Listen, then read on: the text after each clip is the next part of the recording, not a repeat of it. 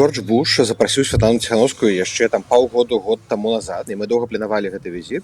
І Джордж Буш фанат Беларусі, фанат беларусаў. Калісьці, калі ён пачынаў сваю прэзідэнцыю ў 2001-2008 годах, ён шмат увагі прысвяціў Беларусі. Ён тады змагаўся за беларускіх палітвязняў.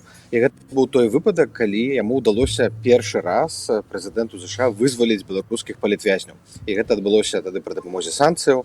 Тады Дэвід Крэймер прыехаў у Менск у 2007 годзе і выставіў ультыматум Лукашэнку: калі не вызваляецца палітвязняў, вводзяцца масавыя санкцыі на нафтавы сектор. Ну і што вы думаеце? Лукашенко сказаў, што нікога мы не вызвалім і ціску не паддадзімся, а праз месяц все былі на свабодзе. Ну і Джордж Буш сустрэўся з Федаруком, Севярынцам, Міленкевічам, з Хартыяй, з Казуліным, пасля таго, якога вызвалілі. Ён запрашаў на ўсе форумы беларусаў. І мы сабралі усю гісторыю Джорджа Буша, калі ён выступаў на асамблеі ААН, згадваў Беларусь.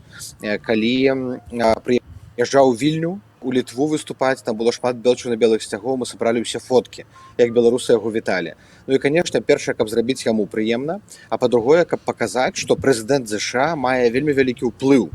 І каб зрабіць такі, стварыць нейкі пазітыўны прыклад для іншых палітычных лідараў, каб ім было цікава таксама займацца Беларусю. Ну, яны 2 гадзіны прагаварылі, Джордж Буш сказаў усе свае гісторыі, як тады ён за Беларусю зацікавіўся. Згадалі таксама 2010 год пасля пратэстаў, калі Джордж Буш чытаў імёны беларускіх палітвязняў. Тады Александр Лукашук з Радыё Свабода пазваніў яму і казаў: вось у нас пасадзілі сотні людзей. І Джордж Буш адгукнуўся і начытаў сваім голасам імёны і заклікаў да вызвалення нашых людзей. Ну, карацей, гэта цікавая гісторыя і прыемнае знаёмства. І было вельмі цікава, што ён, у прынцыпе, вельмі рэдка сустракаецца публічна і тым больш не дае інтэрв'ю медыям.